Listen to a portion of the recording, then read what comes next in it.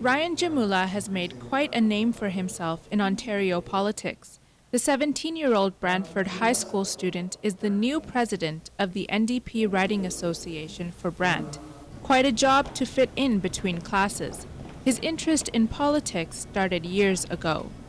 Grade 5 for our social studies, there was a government unit, and it was during the 2006 federal election.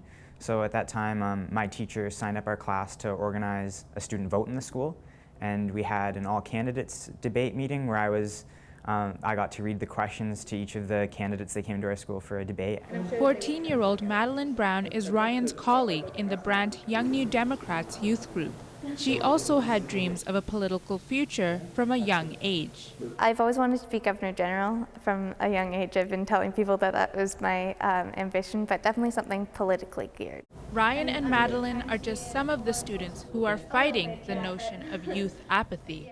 Young people are more involved in issue-based movements, that type of thing. You see young people getting involved because they do care, but that doesn't always transfer into, electoral politics. Ryan's father, Ron, is a teacher at the school.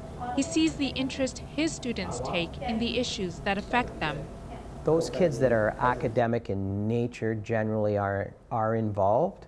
And even the kids that aren't as academic, they do have opinions on things. It's just a matter of channeling those ideas and those opinions into a process where they can participate to vote. When they're having a hard time finding a job, well, they don't necessarily connect that to a vote maybe in 2 years, 3 years, 5 years, 10 years. As people involved in politics, it's important to help them make that connection. Studies show that civic engagement has increased among high school students in the last decade.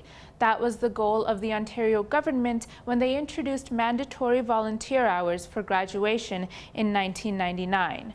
But only a quarter of 18 to 25-year-olds voted in the last federal election.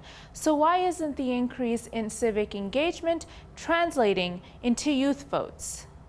Marc Laferriere ran in the last federal election when he was 28 years old. He says that the first chance to vote happens too late.